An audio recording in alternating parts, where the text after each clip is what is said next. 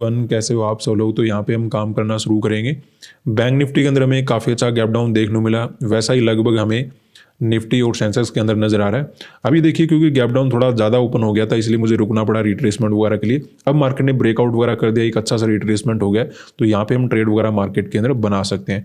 तो सबसे पहले मैं बैंक निफ्टी का पुट का ट्रेड बनाना शुरू करूँगा, क्योंकि अपना गैप डाउन में सेलिंग करने का ही मार्केट में प्लान था। तो यहाँ पे हम 900 क्वांटिटी बैंक निफ्टी का बाय कर लेते हैं। उसके बाद फर्दर हम बैंक निफ्टी का ही ऐड करेंगे। तो बजट वगैरह के बाद मार्केट में हमें कहीं ना कहीं सेलिंग वगैरह नजर आना शुरू हो चुका है। तो आज का जो मोमेंटम होगा वो काफ़ी ज़्यादा हेल्प करेगा कि आने वाले दिनों में मोमेंटम कैसा रहने वाला है उसको प्रेडिक्ट करने के लिए।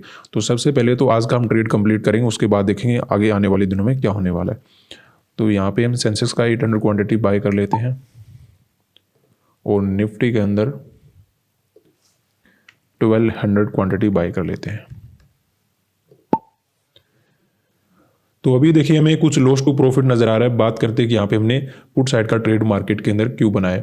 अगर आप बैंक निफ्टी के चार्ट को देखोगे तो यहाँ पे हमें गैप डाउन ज़्यादा देखने को मिल गया था। तो गैप डाउन में हमने सेलिंग करने का तो प्लान था, लेकिन अगर यहाँ कहीं गैप डाउन ओपन होता तो जो भी यहाँ पे बाइंग वगैरह करके बैठे, जब उनको मार्केट टारगेट करता तो वो मोमेंटम हमें आराम से कैप्चर करने का मिल जाता। लेकिन मार्केट ने क्योंकि बड़ा गैप डाउन दे दिया था, इस वजह से जो भी यहाँ पे बाइंग वगैरह करके बैठे थे उनको डायरेक्टली टारगेट करना हमारे लिए आसान नहीं था, क्योंकि market already gap down open होकर मोमेंटम कर चुका था। अगर हम यहाँ पे ट्रेड बनाते तो रिट्रेसमेंट वगैरह होने के चांसेस काफ़ी ज़्यादा रहते हैं। तो फिर हमने क्या किया कि कुछ दोबारा से बायर वगैरह को ऐड होने देते हैं। अब देखिए मार्केट ने एक अच्छी जगह से सपोर्ट वगैरह लेता हुआ नजर आ रहा है, उसके बाद ब्रेकआउट वगैरह दे दिया, और जब वहां पे रिजेक्शन नजर आया तब जाकर हमने क्या किया, पुट साइड का मार्केट के अंदर ट्रेड बनाया। क्योंकि जो भी यहाँ पे सेल वगैरह करके बैठे होंगे वो तो कहीं ना कहीं अच्छे प्रॉफिट में आ चुके हैं, और अगर कोई यहाँ पे सेलिंग करके बैठा भी होगा तो वो मुझे लगता है मार्केट से निकल भी गया होगा जब मार्केट ने ब्रेकआउट वगैरह दिया होगा। क्योंकि डायरेक्टली गैप डाउन में तो क्या होता है, तो अपनी पोजीशन वगैरह होल्ड कर लेते अगर सीधा नीचे चलना शुरू कर देता।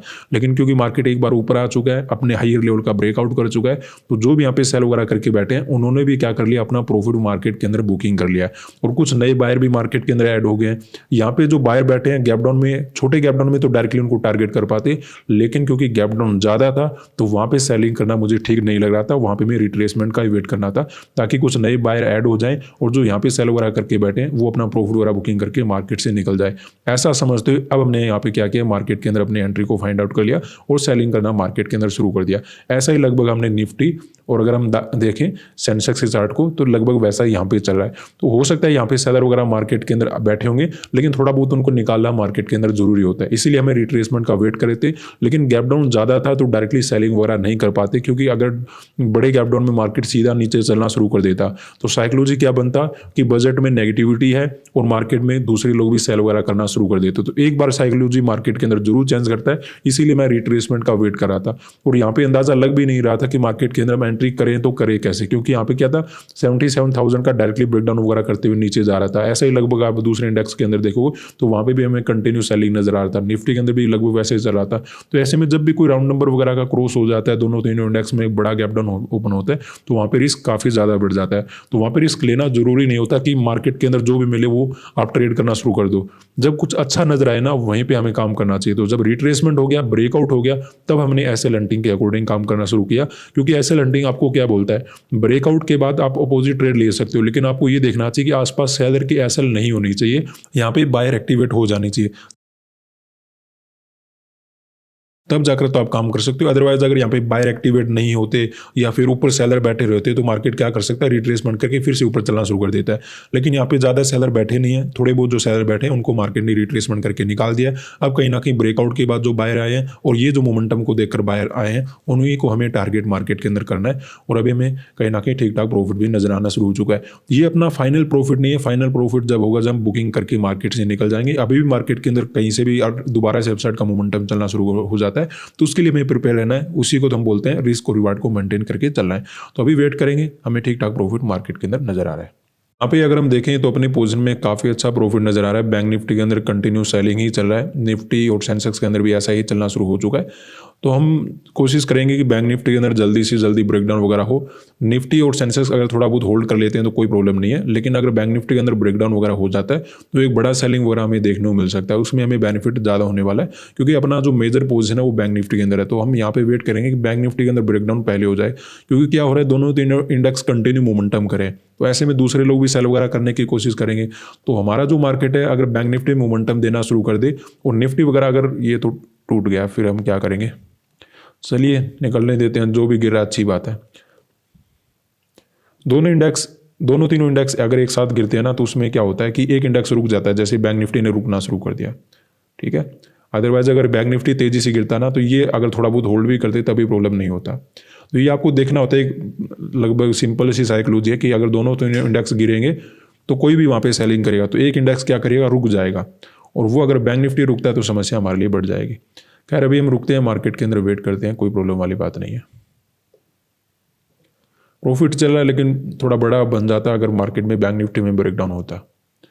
चलिए वेट करेंगे। यहाँ पे देखिए हमें काफ़ी अच्छा प्रॉफिट नज़र आ रहा है। अब हमें अपनी पोजीशन को कट करके जाना होगा, क्योंकि अगर अब हम यहाँ पे नहीं निकले तो मार्केट में अपसाइड वगैरह का मोमेंटम यहाँ पे होना शुरू हो सकता है, स्पेशली बैंक निफ्टी के अंदर, क्योंकि बैंक निफ्टी के अंदर आसपास क्या है 49,000 का लेवल है, और दूसरे इंडेक्स ने अपने लेवल का ब्रेकडाउन वगैरह कर चुका है। सेंसेक्स के अंदर भी आपको नजर आ रहा है ब्रेकडाउन हो चुका है, निफ्टी के अंदर भी ब्रेकडाउन हो चुका है।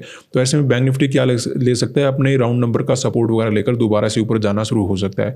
हमने जो ट्रेड बनाया था सेलिंग का इसलिए बनाया था कि ऊपर जो सेलर बैठे हैं उनको टारगेट किया नहीं जा सकता, क्योंकि वो अपना प्रॉफिट वगैरह बुकिंग करके मार्केट से निकल गए होंगे। यहाँ पे जो बायर बैठे हैं, मार्केट ने शुरुआत में उनको टारगेट करना शुरू कर दिया था, इसलिए हमें थोड़ा रिट्रेसमेंट का वेट करना पड़ा, क्योंकि अगर छोटा गैप डाउन ओपन होता जैसे यहाँ कहीं ओपनिंग होता फिर तो हमें एक सेलिंग का मोमेंटम कैप्चर करने का आराम से मौका मिल जाता, और भी हम ज़्यादा बैठे रहते अगर बैंक निफ्टी के अंदर हमें ब्रेकडाउन देखने को मिलता। लेकिन ब्रेकडाउन किस में हो गया, निफ्टी और सेंसेक्स के अंदर हो गया, लेकिन हमारे पास पोजीशन है एक्स्ट्रा किसका, बैंक निफ्टी का। तो अगर इसने रिट्रेसमेंट करके कोई अपसाइड का मोमेंटम दे दिया तो फिर हमारे लिए खतरा बढ़ जाए, फिर दोबारा से मार्केट नीचे आने वाला है नहीं, मार्केट कंटिन्यू ऊपर चला जाएगा। तो ऐसा रिस्क समझते हुए यहाँ पे हमने क्या कर लिया, अपने प्रॉफिट वगैरह को बुकिंग कर लिया। अदरवाइज अगर ये ब्रेकडाउन ना होते, जैसे ये अपने सपोर्ट के ऊपर ही रहते, जैसे यहाँ कहीं घूमते रहते, तो फिर बैंक निफ्टी के अंदर आराम से अच्छा खासा मोमेंटम होता, ब्रेकडाउन हो भी जाता। लेकिन अब देखिए जो ब्रेकआउट के बाद जो बायर आए थे यहाँ पे, जो बाइंग वगैरह करने के लिए आए थे, उन सभी का मार्केट ने क्या कर दिया, एसएल वगैरह हिट कर दिया, तो वो तो निकल चुके हैं। यहाँ पे जो बायर बैठे हैं उनको मार्केट पहले ही निकाल चुका है। तो ऐसे में रहते कौन है, ज़्यादा बायर यहाँ पे रहते नहीं है। ऐसे में यहाँ पे सेलर वगैरह एक्टिवेट हो सकते हैं दूसरे इंडेक्स वगैरह को देखकर, और मार्केट यहाँ पे घूमना शुरू कर देगा, और अगर एक बार घूम गया ना तो फिर ये नीचे नहीं आएगा, ठीक है। तो इसलिए मैं यहाँ पे ऐसा समझकर कहीं ना कहीं अपना ट्रेड वगैरह मार्केट के अंदर कट कर लिया हूँ। इसलिए मैं आपके साथ डिस्कस कर भी रहा था कि अगर निफ्टी सपोर्ट वगैरह ले लेता है, सेंसेक्स भी सपोर्ट वगैरह के ऊपर रहता है, तब कोई प्रॉब्लम नहीं, बैठे रहेंगे। लेकिन बैंक निफ्टी पीछे रह गया और वो दोनों गिर गए। तो जो गिर गए वो मे भी थोड़ा बहुत गिरावट और भी कर सकते हैं, लेकिन बैंक निफ्टी में फर्दर गिरावट होना मुश्किल हो जाएगा, क्योंकि यहाँ पे क्या हो सकते हैं, सेलर वगैरह एक्टिवेट हो सकते हैं, और जैसे ही सेलर एक्टिवेट होंगे मार्केट ऊपर चलना शुरू कर देगा। उस कंडीशन में कहीं ना कहीं अपना जो प्रॉफिट चल रहा है वो कम हो जाएगा, या फिर हमें इतना प्रॉफिट नहीं मिलेगा जो अभी हमें नजर आ रहा है। तो यहाँ पे निकलना ही ठीक लग रहा था। थोड़ा बहुत प्रॉफिट कम है लेकिन वो बाद में बन जाएगा, प्रॉफिट पोजिशन में जाना जरूरी है।